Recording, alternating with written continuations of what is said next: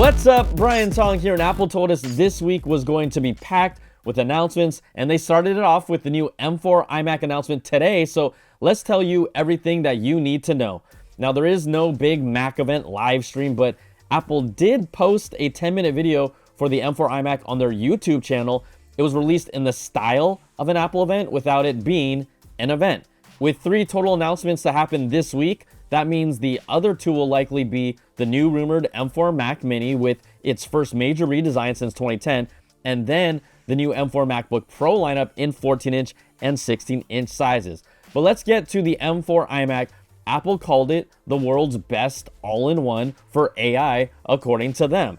Now, the first thing you'll see, an all-new color palette, similar but all new, and Apple went for really the even more muted colors that looks to lean a little more pastel than before, but not as light as the iPad mini.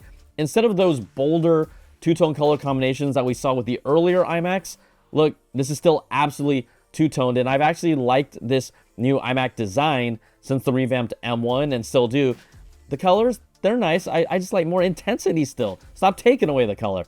Now, it comes loaded with the M4 chip with an 8-core or 10-core CPU configuration at the top end.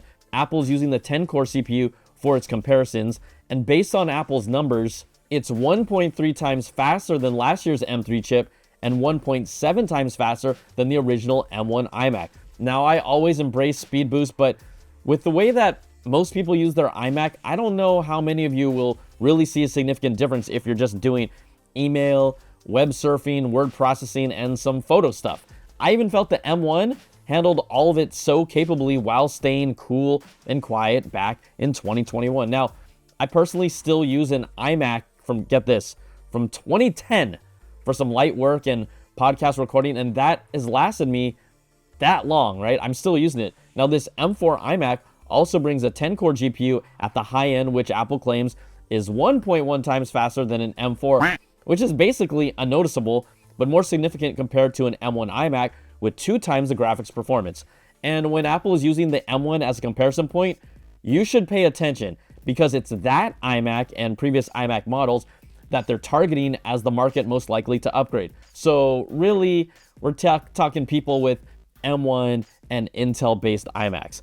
And if you're on an Intel-based iMac, which I still am, at least, as a side computer, Apple claims it's up to 6 times faster depending on your model. Now, the biggest reason you might want to upgrade to this iMac is that it supports Apple Intelligence, and that's if you care about Apple Intelligence. The new iMac comes loaded with 16 gigs of unified memory, which is that new standard for Apple Intelligence on a Mac, and then it can also be bumped up as high as 32 gigs. It brings those initial Apple Intelligence features like writing tools that'll help you polish your writing, which I still just don't use on a daily basis. You can enter in Siri requests by voice or by typing them in that search bar on top to get a response. You can do more complex searches for specific photos in your photo library and being able to bring them up instead of, hunting and scrolling for them. Or you could create a custom video based on the description that you put together and even the style of music. That's all here, and Apple says the neural engine in this new M4 iMac is now 3 times faster than the M1 iMac.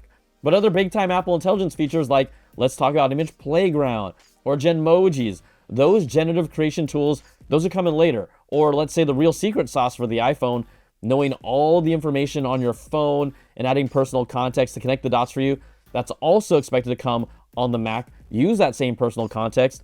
That's if they deliver on that promise. It's still not here yet. And those features, right, those kind of bigger top-tier Apple Intelligence features, they're all coming later with no specific timetable for macOS Sequoia. See, Apple just released iOS 18.1 and iPadOS 18.1 and Sequoia 15.1 for its different platforms to get those initial Apple Intelligence features to the public. Now, iOS 18.2, that is still a developer beta, and that was released last week with some of this Genmoji, Image Playground, but still no personal context. So similar to the iPhone, sure, the new iMac supports Apple Intelligence and it will get more features down the road, but a complete version of Apple Intelligence for the Mac won't be here until 2025. Now, there's also other details about this new M4 iMac. There's now a nano texture option for the M4 iMac display to help reduce glare, which is a nice option. Now you'll have to pay $200 for that upgrade, but it can be worth it depending on your environment and how you want to use it. Now I have it on all my displays, so it's really useful for me. There's also a new 12 megapixel center stage camera that follows people around and keeps them in frame. It definitely needs this as a family machine. And Apple also finally updated their iMac accessories with the new colors to match for a new Magic Keyboard, a new Magic Mouse, and Magic Trackpad, which all have USB-C. So no more Lightning port. It is all USB-C, but you also see you'll still have to charge the Magic Mouse from the bottom because the USB-C port is in the same place as the Lightning port was. Yeah, guys, you already know that's a bad Apple. I know it's not the end of the world, but we're still doing that. All right. The prices for the new USB-C accessories stay the same as before, starting at $99 for the Magic Mouse and upwards for the other accessories.